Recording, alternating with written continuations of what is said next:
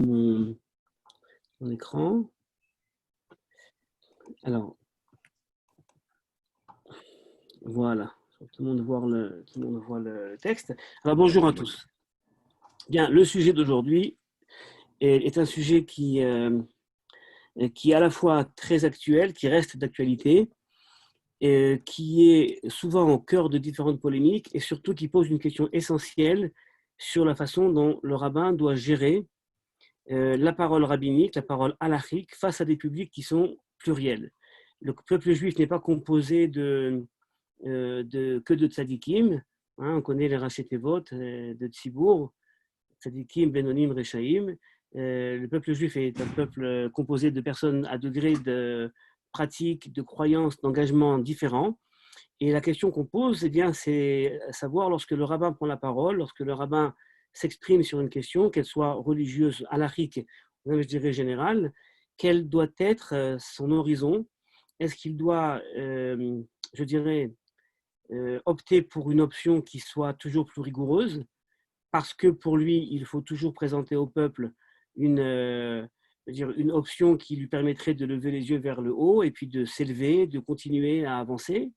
Ou alors, au contraire, le rabbin doit-il trouver une sorte de minimum commun qui existe au sein du peuple et qui va rassembler les personnes de différents niveaux de pratique, même si pour certains, eh bien, ils vont se retrouver sans doute, je dirais, un petit peu dans un système qui n'est peut-être pas adapté aux leurs. Ils souhaiteraient avoir plus de rigueur, plus de dureté peut-être même, mais d'un autre côté, les autres qui, eux, cherchent une sorte de voie beaucoup plus large, eh bien, trouveraient justement une voie rabbinique qui les prendra en compte et qui leur proposerait donc une halakha, je dirais, totalement halachique, pas moins halachique que la halakha la plus dure ou la plus marmira, la plus rigoureuse, mais une halakha simplement qui peut s'adapter également au peuple. Et donc, c'est un grand débat également dans le monde du pastorat, si on peut dire du pastorat rabbinique. C'est une question de stratégie rabbinique, en fait, hein, qui est réfléchie par le rabbin lui-même. Certaines fois, elle est réfléchie, certaines fois, elle est, je dirais, instinctive, mais peut-être qu'il faut qu'elle soit réfléchie justement en fonction des publics. Les Juifs américains sont très sensibles à ces questions, à ce genre de questions dans la formation rabbinique. En Israël également, moi, les rabbins que je forme, c'est une des questions premières que je leur pose, à savoir, est-ce qu'ils vont, lorsqu'ils vont être rabbins de communauté, faire attention à leur spiritualité à eux, pardon, ou alors est-ce que ce qui leur importe, avant tout, c'est la spiritualité de leurs clients, c'est-à-dire des fidèles de la synagogue, et nécessairement, on a souvent donc une distance entre les deux spiritualités. Et donc, c'est la question qu'on va poser. Et pour répondre à cette question, enfin plutôt pour amener des éléments de réponse à cette question, eh bien, on va analyser un débat halachique qui avait opposé dans les années 72-73 du siècle dernier deux rabbins très importants. Le premier, le Rav Eliezer Yehuda Waldenberg, dont on a déjà étudié un responsable la semaine dernière, lorsqu'on a donc parlé on a déjà étudié même deux responsables de ce rabbin. Non, pardon, un responsable lorsqu'on a parlé du secret médical.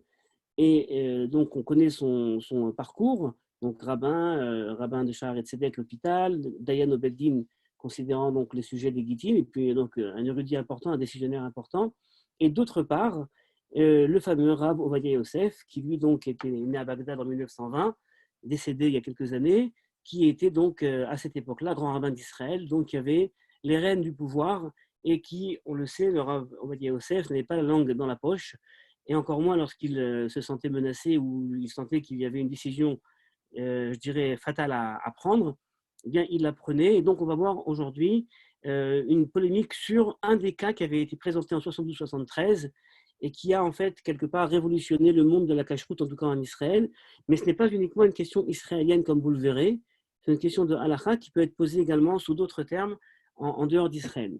Alors, la question qui avait été en 72-73 posée, c'était donc la question des hôtels à Tel Aviv. Je vous rappelle qu'à cette époque-là, partir à Tel Aviv et vouloir manger cachère était téméraire. Ce n'est pas toujours évident, paradoxalement, de trouver à manger cachère à Tel Aviv. Et là, la question était la suivante. Le rabbinat en Israël peut-il délivrer un certificat de cache-route à un hôtel dont le gérant accepte de ne pas servir des plats non cachers et de mélanger en cuisine le lait et la viande? Donc, le gérant accepte les fondamentaux de la cache-route. je ne vais pas acheter de la nourriture non cachère et je ne vais pas non plus mélanger le lait et la viande en cuisine. Mais d'autre part, il dit, sûrement en vue des clients qu'il va avoir, mais déclare qu'il servira à qui il demande des mets lactés après un repas de viande.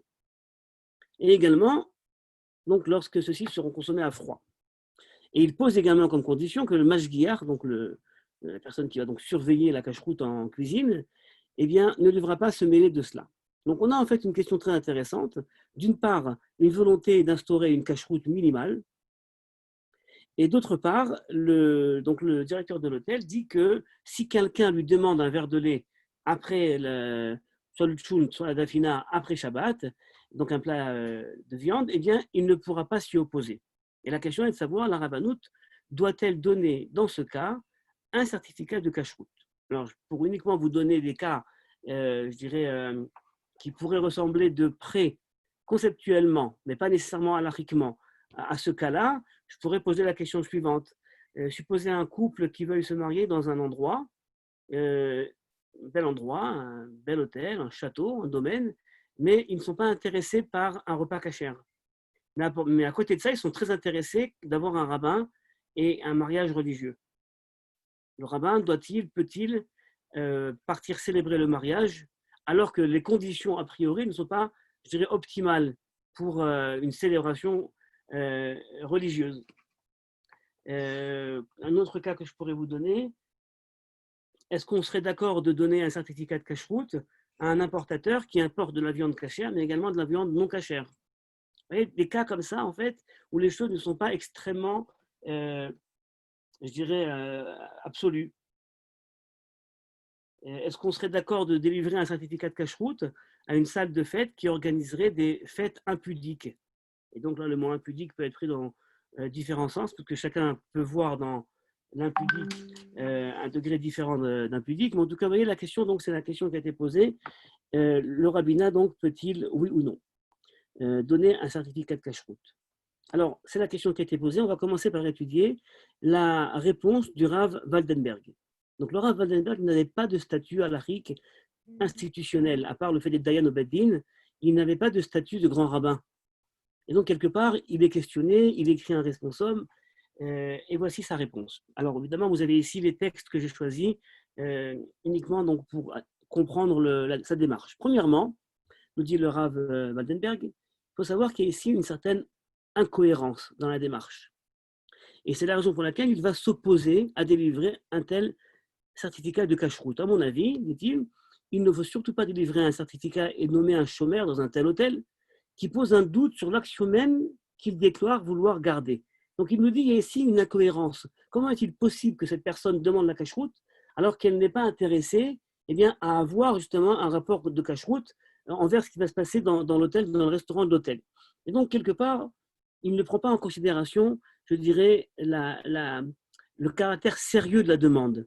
D'accord? Pour lui, c'est comme, comment vous dire, c'est comme si aujourd'hui quelqu'un dit, mais bon, la réponse sera sûrement différente chez beaucoup d'entre nous, je veux venir à la synagogue, mais j'y viens en voiture. Je vais venir Shabbat à la synagogue, mais je vais venir en voiture. D'accord? Alors, est-ce que je dois y venir ou pas à la synagogue? C'est une question qui est extrêmement posée, qui est souvent la question de laquelle les rabbins sont tout à fait effrayés. Parce que d'un côté, le rabbin est bien sûr intéressé à ce que les fidèles viennent à la synagogue. D'autre part, venir en voiture, ça pose un problème halachique. Mais s'il n'y a pas d'autre possibilité pour garder la fibre, et donc le rabbin fera tout pour ne pas répondre, mais permettre, enfin vous voyez, c'est un peu compliqué, mais c'est un peu ce qui se passe là. Et quelqu'un pourrait en effet voir dans cette question, venir à la synagogue Shabbat en voiture, une sorte d'incohérence. Si déjà tu veux venir à la synagogue, eh bien viens, mais garde toutes les lois. Alors c'est un peu la vision, donc le regard que pose Laura Badenberg sur cette question. Ta démarche est incohérente. Deuxième argument, pourquoi, selon lui, la démarche ne doit pas être prise en considération, parce qu'il y a dans le fait d'octroyer un tel certificat, eh bien, ça revient à donner un soutien officiel aux mécréants, qui ridiculisent et méprisent les injonctions d'ordre rabbinique et disent Den hanyani veden la hanyani. Ceci m'arrange et ceci ne m'arrange pas. Alors là, il faut bien comprendre que le Rav Waldenberg a rajouté dans la façon dont il a transcrit la question de l'hôtelier un élément qu'on n'a pas souligné énormément, c'est il a dit quelqu'un sera prêt à donner, donc il sera prêt à donner même un plat lacté, même à froid. Alors pourquoi est-ce qu'il nous parle tout d'un coup d'une question de froid et chaud? Parce qu'en halakha, évidemment, lorsqu'il n'y a pas de mélange et de cuisson de lait et de viande en même temps, eh bien, ça pose beaucoup moins de problèmes. Donc, pour donner un verre de lait froid, eh bien, pose en halakha beaucoup moins de problèmes. Et donc, c'est évidemment pas le propriétaire de l'hôtel qui a posé la question en termes halachiques, c'est la façon dont le rabbin a traduit cette question. Et donc, il nous dit, dans une telle démarche, notre hôtelier eh bien, ridiculise les injonctions d'ordre rabbinique, parce que c'est d'ordre rabbinique, comme vous le savez, de ne pas mélanger le lait et la viande. Parce que selon la Torah, on n'a pas le droit de manger le chevreau dans le lait de sa mère. Mais la Torah qui vient et qui nous interdit de ne pas manger dans un même repas, eh bien, c'est déjà une injonction rabbinique. Elle interdit de manger ensemble vraiment. Et donc, nous dit-il, première chose, cette personne-là, donc, ça voudrait dire qu'on soutient officiellement les mécréants. Deuxième point, il y a bien même plus qu'un soutien, mais véritablement une approbation.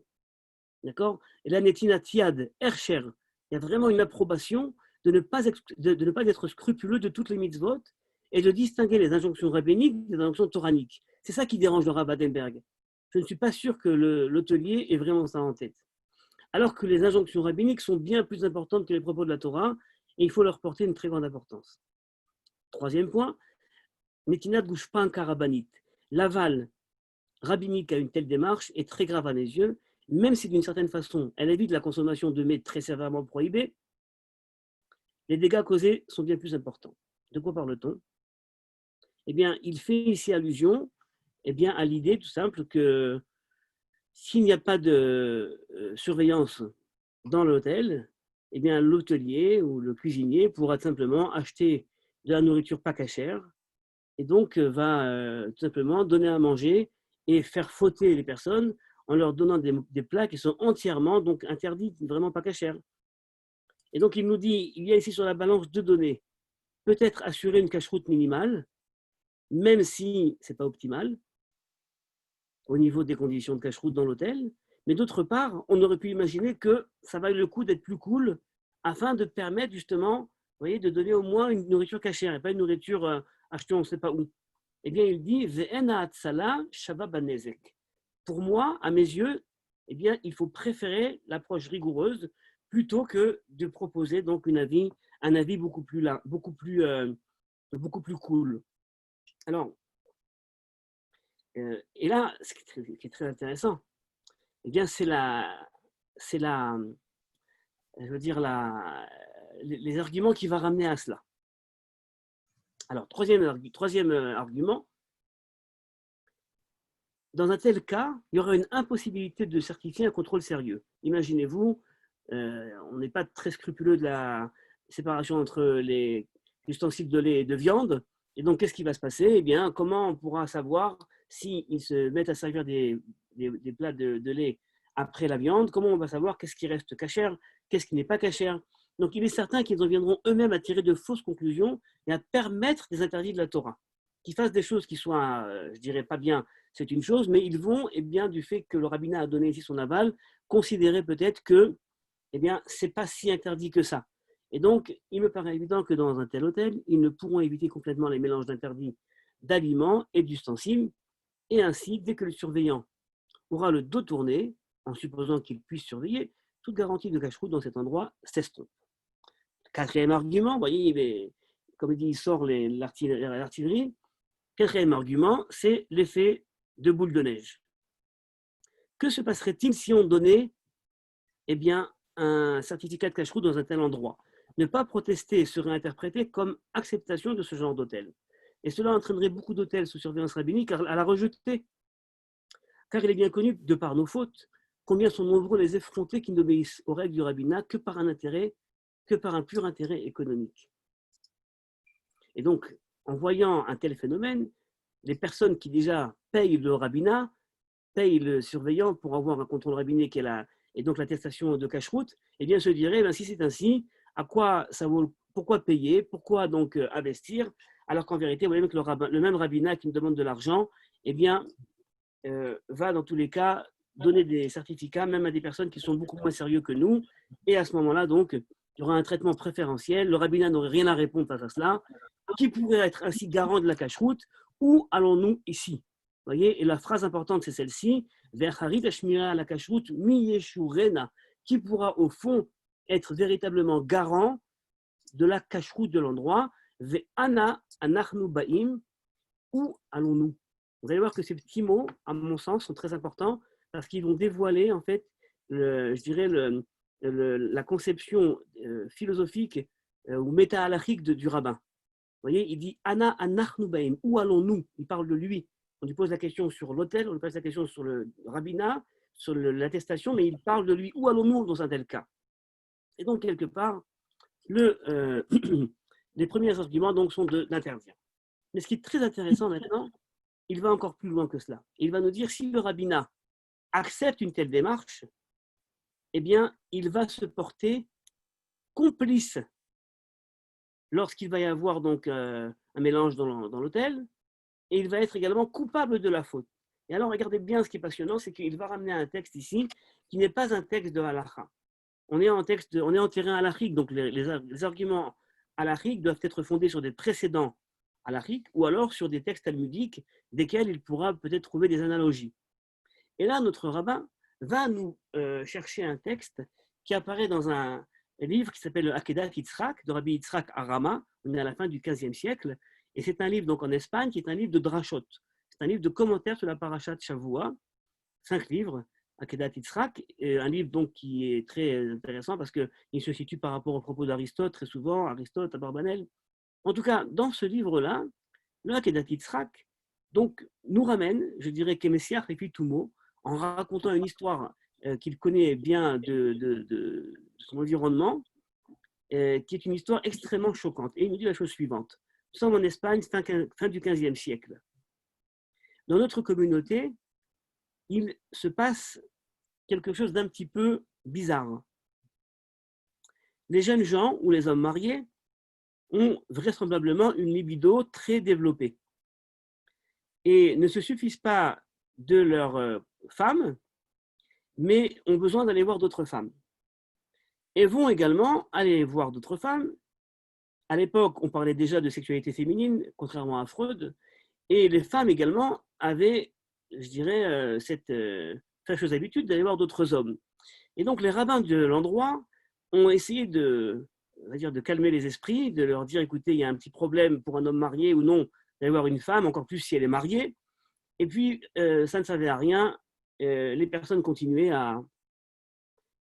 donc à se rencontrer. Et donc, ce qui sort du texte de la Akedat Yitzhak, c'est que les rabbins de la ville, eh bien, ont ni plus ni moins décidé d'ouvrir une sorte de maison de passe-passe. En tout cas, ont décidé d'ouvrir un endroit où ils faisaient attention à ce que les femmes qui étaient là-bas, qui étaient visitées sympathiquement, eh bien, ne soient pas des femmes mariées, pour justement éviter eh bien, d'avoir un interdit grave qu'une femme mariée donc, ait des relations sexuelles avec un homme qui n'est pas son mari. Alors, c'est donc l'histoire telle qu'on la connaît. Le Akedat Yitzhak, Rabbi Yitzhak Arama, eh bien, a réagi d'une façon virulente dans son texte et donc nous dit la chose suivante. Les propos du Akedat Yitzhak sont bien connus et expliquent qu'une petite faute accomplie en connaissance de tous et avec l'accord des tribunaux rabbiniques est une abomination dont tous sont coupables.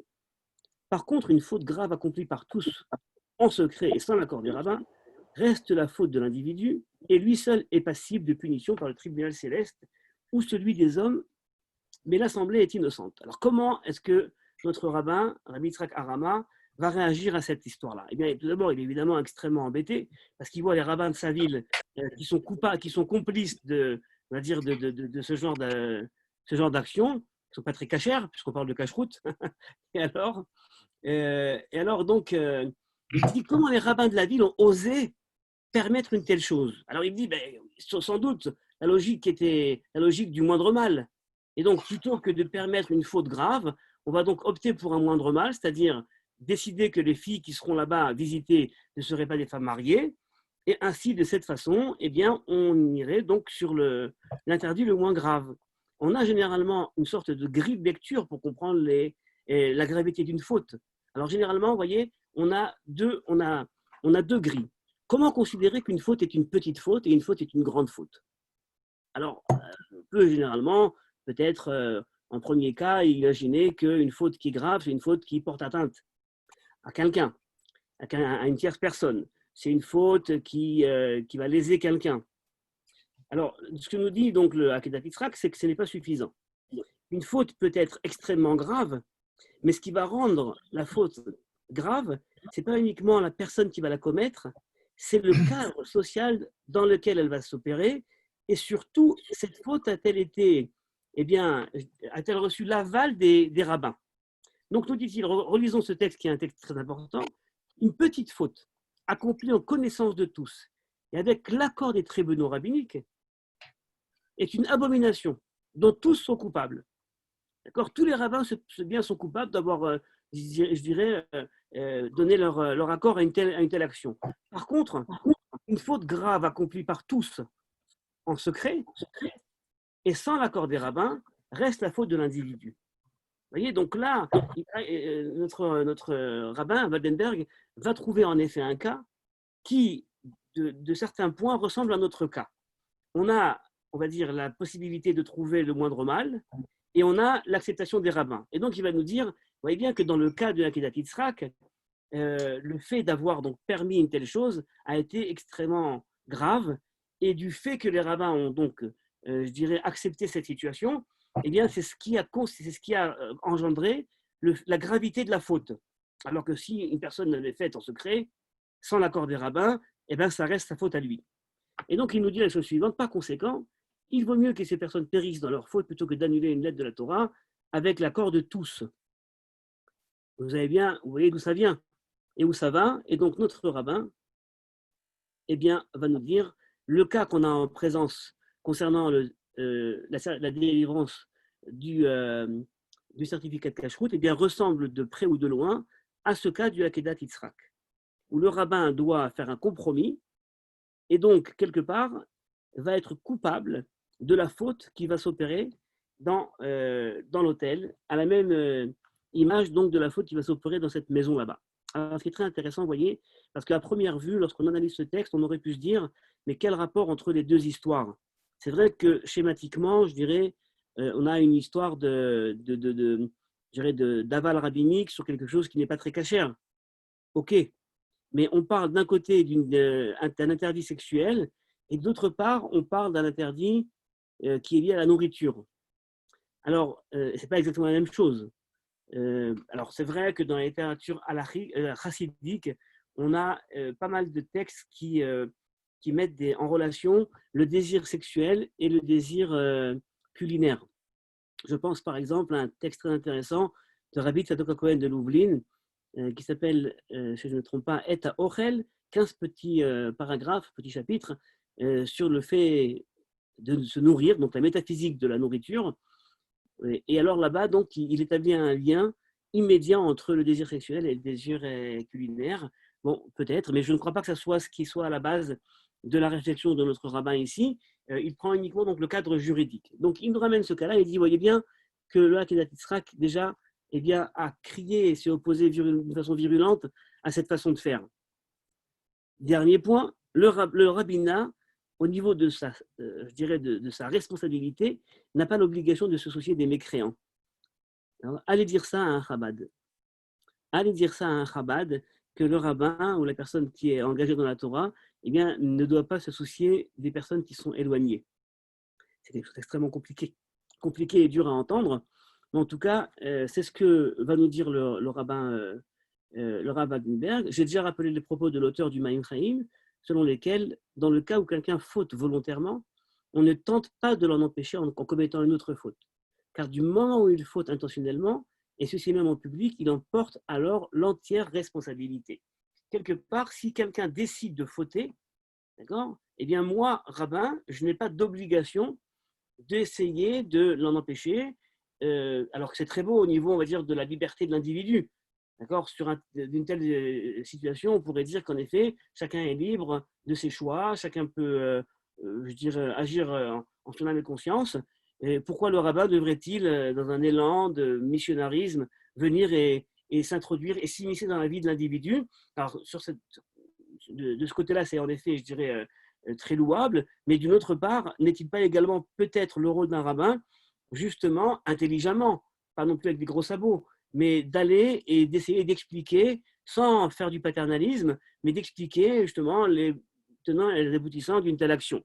En tout cas, là, il nous dit, le rabbin n'a pas l'obligation de s'associer des mécréants. De plus, dans l'autre cas, même si l'on passait outre un interdit léger, en supposant que ce soit léger, nous ne le sauverions pas de la faute, car ce responsable d'hôtel et beaucoup d'autres avec lui sont enlisés dans l'erreur et commettent encore d'autres fautes. C'est pourquoi nous n'avons aucune obligation de réfléchir à une telle solution. Il nous dit, dans tous les cas, cet hôtelier, ce n'est pas la seule faute qu'il va faire. Il fait une faute, et puis encore une autre, et encore une autre. Donc nous, quelque part, dès lors qu'il fait appel à nous, eh bien, nous n'avons pas du tout besoin et d'obligation donc de rentrer dans cette idée-là. Conclusion du rabbin. En conclusion, même si l'on entend l'argument selon lequel il y a une certaine obligation à sauver ceux qui pêchent par faiblesse et qui, faute de nourriture cachère, consommeront de la nourriture interdite, il faut bien comprendre que l'argument contraire est bien plus convaincant, comme nous l'avons montré.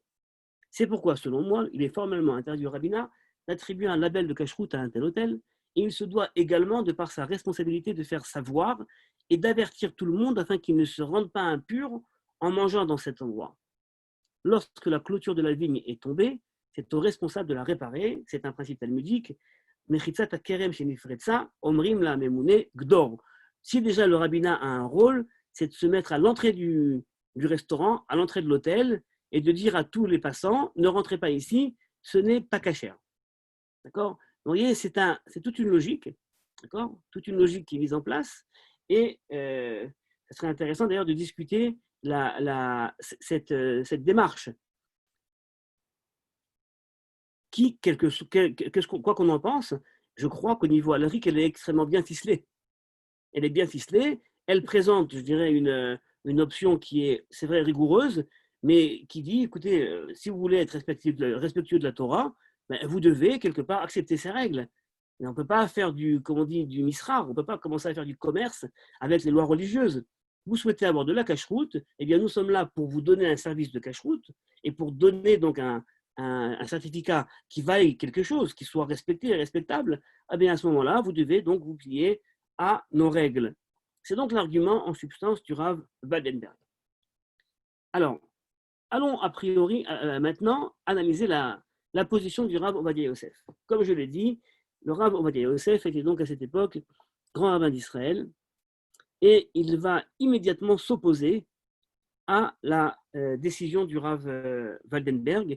Et comme il était grand rabbin d'Israël, eh bien, il ne va pas uniquement s'opposer, mais il va tout simplement mettre en place un système extrêmement, je dirais, rapide de délivrance de certificats de cacheroute, et c'est grâce au Rav Ovadia Yosef que la grande partie des hôtels qui étaient dans ce cas-là, à cette époque-là, eh bien, ont pu recevoir un certificat de cacheroute, et aujourd'hui on peut manger cachère à Tel Aviv assez facilement. Donc vous allez voir qu'il y avait un certain dilemme dans la question elle-même. Le Rav Waldenberg a mis le dilemme de côté. Pour lui, il n'y a absolument aucun dilemme. D'accord? Il faut préférer la cacheroute aux mécréants, dirons comme ça, alors que le Rav Ovadia Yosef va développer une autre argumentation qui va d'un côté répondre aux arguments de son ami rabbin, mais il va également ramener d'autres arguments. Alors, premièrement, je dois vous dire que ce texte-là que je vous lis, eh bien, il est apparu dans le livre du Rav Waldenberg. C'est-à-dire que le Rav Waldenberg a écrit sa réponse, le Rav Ovadia Yosef a écrit une autre réponse et lui a envoyé une réaction. Et le Rav Waldenberg a eu de l'amabilité, vous allez voir ensuite, le texte même, a eu la gentillesse, la droiture d'esprit même, d'imprimer dans son livre la réponse du Rav Ovadia Yosef, alors même qu'il ne l'acceptait pas. D'accord ? Et donc, c'est en soi déjà quelque chose d'important de voir comment eh bien, on reste amis, même lorsqu'on n'est pas d'accord. Vous allez voir que la discussion, elle n'est pas uniquement sur cette question-là, mais elle est beaucoup plus large en fait. On a deux visions rabbiniques diamétralement opposées. Alors, nous dit le Rav Ovadia Yosef, dans ce cas-là, mais j'aimerais peut-être uniquement vous montrer justement peut-être le texte là qui est très intéressant. Voilà, je vous le montrerai après. Alors, tout d'abord, le rabbinat, nous dit le Rav Ovadia Yosef, n'est pas complice de la faute. D'accord? Donc, le Rav Waldenberg avait fondé la complicité du rabbinat sur la base de notre histoire donc en Espagne. Le rabbinat qui donne l'aval à une faute même moins grave rend la faute bien plus grave parce qu'il en est maintenant bien responsable. Eh bien, nous dit le Rav Ovadia Yosef, non, on ne peut pas comparer notre sujet au propos du Baal HaAkeda, donc de Rabbi Yitzhak Harama, et de la question de relations interdites. Car si nous avions le pouvoir de faire appliquer la Torah, nous aurions l'obligation de contester avec vigueur et d'éprouver les fauteurs, surtout ceux qui entraînent le peuple à fauter. Mais dans notre génération orpheline, et là la phrase que je vous lis, c'est une phrase qui apparaît des dizaines de fois dans tous les responsables du Rav Ovadia Yosef.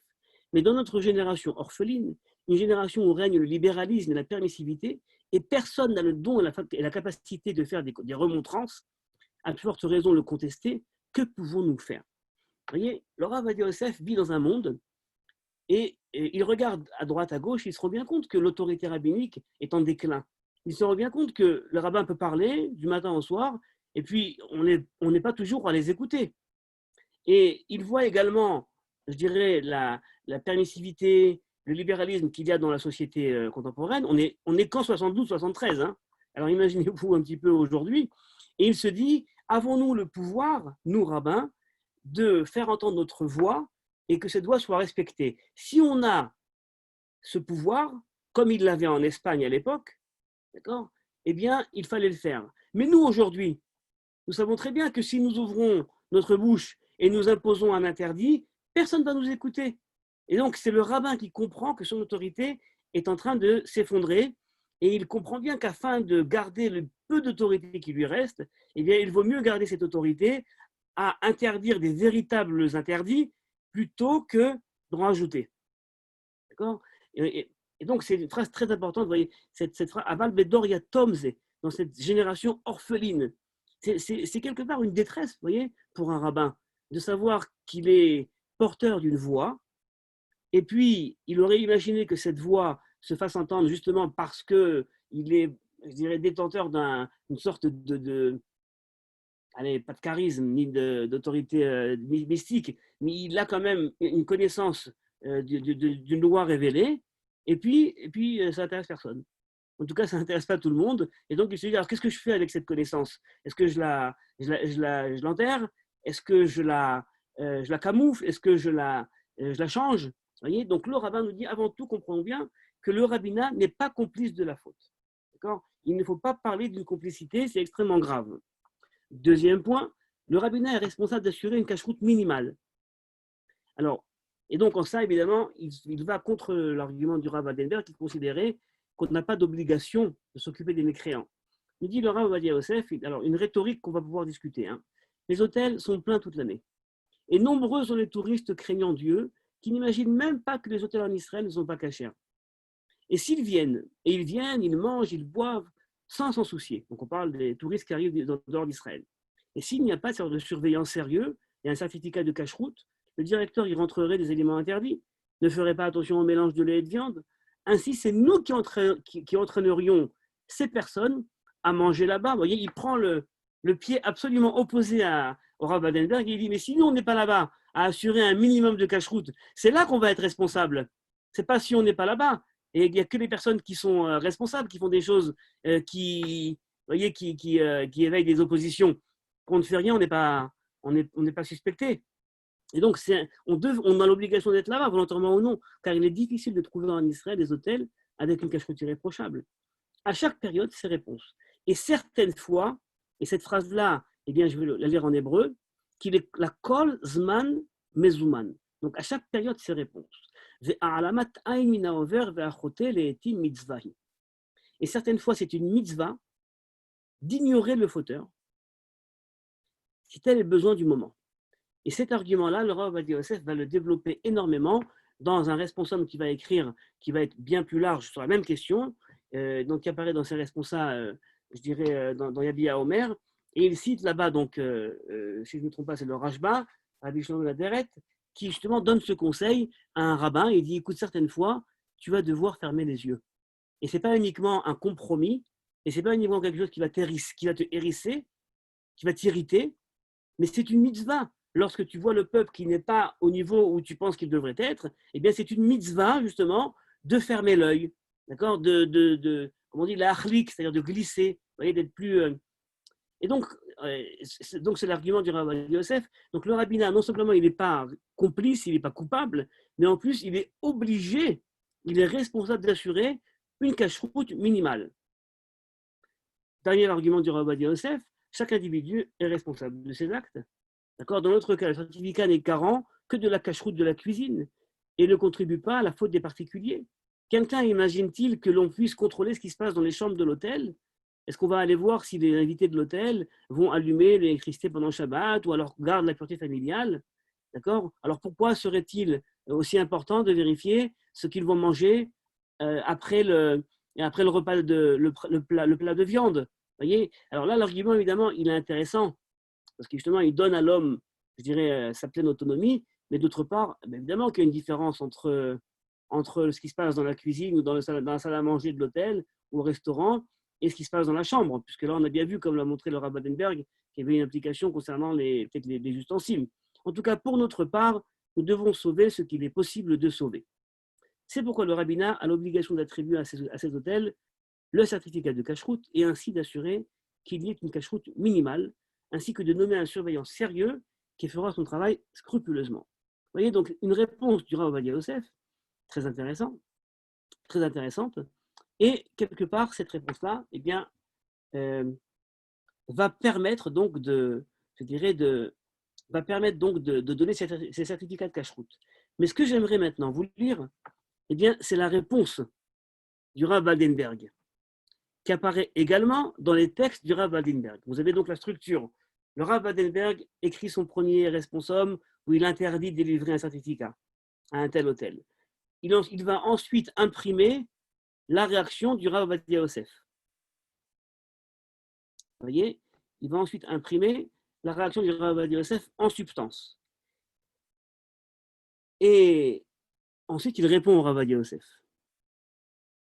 Alors, j'aimerais tout d'abord vous donner, là, c'est vraiment, vous voyez, uniquement, dire, de la curiosité rabbinique, d'accord, voir comment les deux s'écrivent, parce que c'est quand même très beau en hébreu. Lorsque le Rav Ovadia Yosef écrit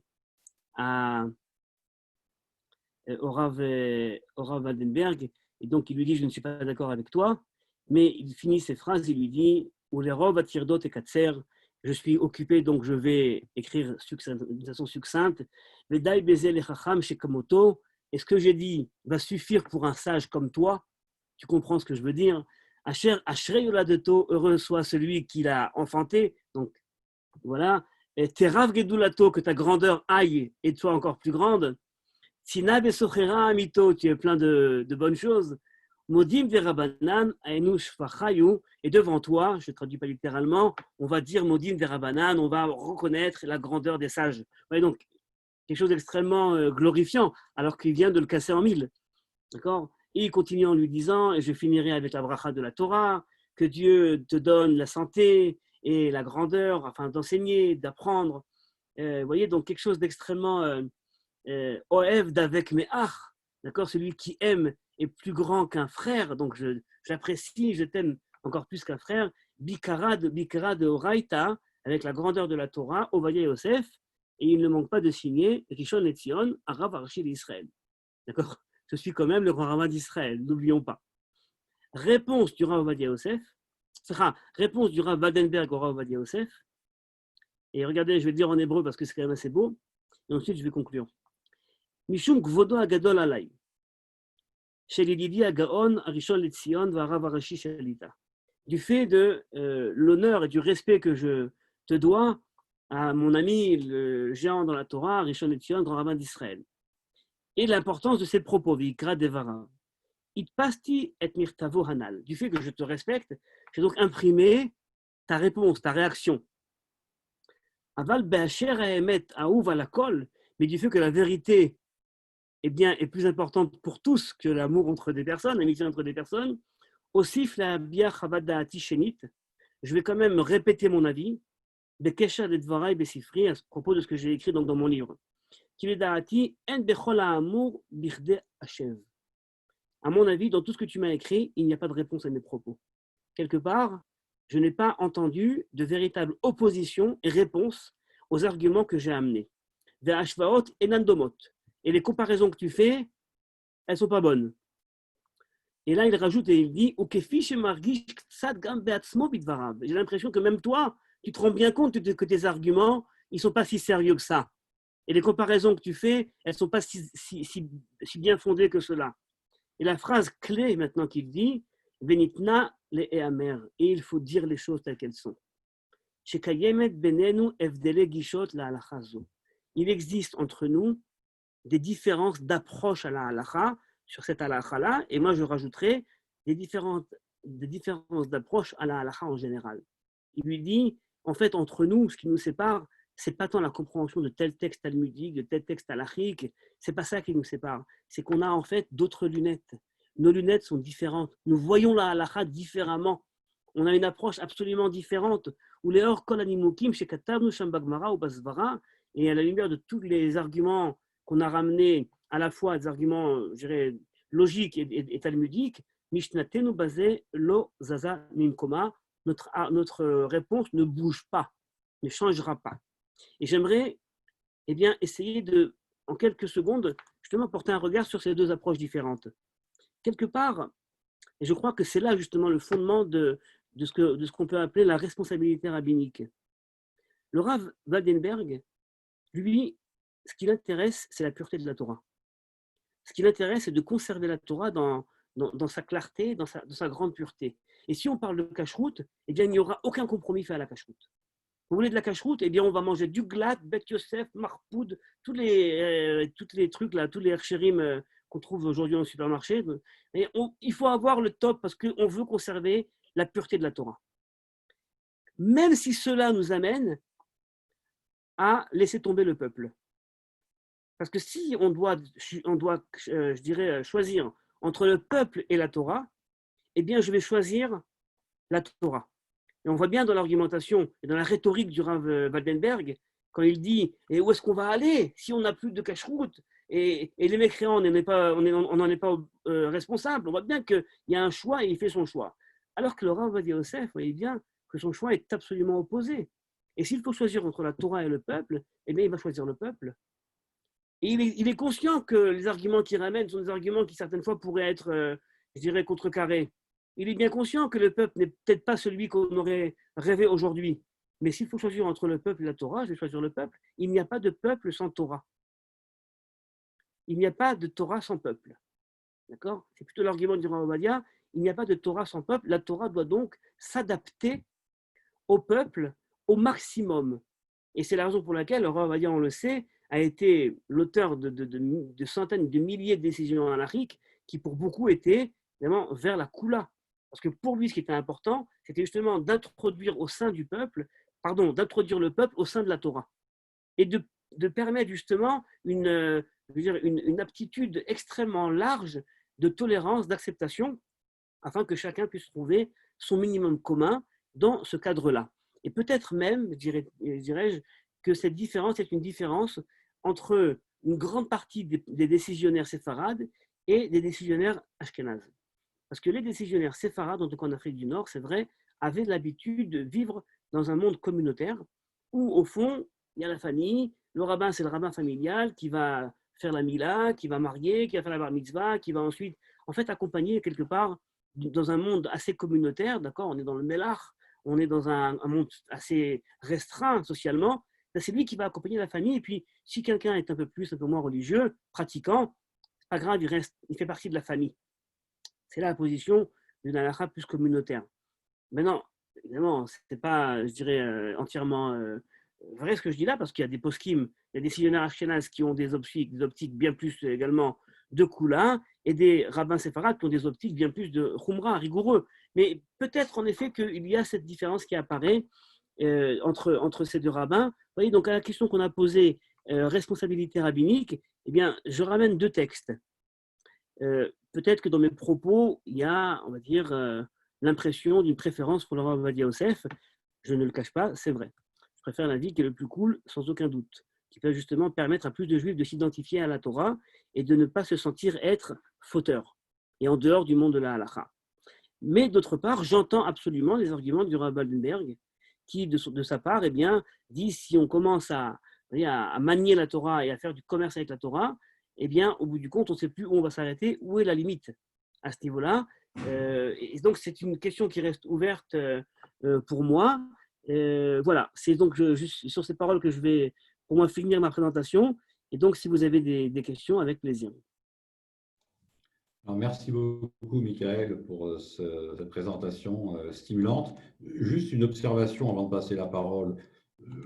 Entradash, Tachata, Shemesh, j'ai un peu l'impression que Beth Hillel, Beth Shammai, on retrouve ces deux options. Et on sait bien que l'Halacha est comme Beth Hillel en général, en tout cas maintenant, peut-être plus tard, quand on aura atteint un autre niveau comme Beth Shammai. C'est un peu ça que l'impression que j'ai en t'écoutant, c'est qu'on a toujours, dans le judaïsme, toujours différentes options. Il n'y en a pas une qui est bonne, une qui est mauvaise. En fonction des sensibilités des uns et des autres, on se reconnaît plus peut-être dans une voie ou dans une autre. Tout à fait, et je suis tout à fait d'accord avec toi, mais je pense que ce qui est important, justement, c'est important d'insister sur le fait que Beth Shammai et Beth Hillel, eh bien, sont entièrement légitimes, alors qu'on a très souvent l'impression que celui qui est plus rigoureux, eh bien, est plus légitime que celui qui est plus cool. Or, ça, c'est une erreur, puisque halakhiquement, les deux sont fondés, et après, c'est un choix, je dirais, qui est dépendant peut-être d'une certaine personnalité qui tend à plus de rigueur, mais pas nécessairement, je dirais, à une on va dire, à une plus grande légitimité halakhique. Y a-t-il des questions parmi les personnes qui ont assisté à ce cours? Vous pouvez activer votre micro si vous voulez prendre la parole.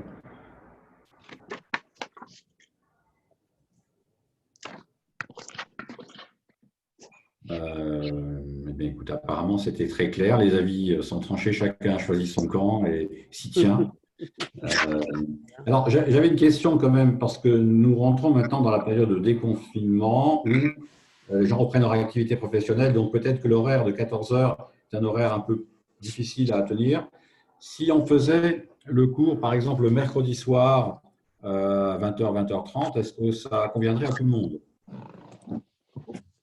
Alors, d'abord, je pose la question à Michael. Je dois vérifier. Je ne peux pas répondre sur le pied. Parce qu'effectivement, maintenant, on a moins de personnes qui sont disponibles pendant les heures de journée et peut-être qu'il faudrait trouver. Alors, ça peut être autre chose que le mercredi. Le mercredi, pour nous, n'est pas actuellement occupé, en tout cas pas de manière systématique. Sinon, il y aurait le lundi, puisque c'est tous les 15 jours. On pourrait aussi, en alternance avec un autre cours, le lundi. Donc, je te suggère, Michael, le mercredi en option numéro 1 et le lundi, sinon, en option numéro 2. Et on en parle la semaine prochaine, de manière à fixer la date du cours suivant au mieux. Très bien. Chag Sameach à tout le monde. Chag Sameach.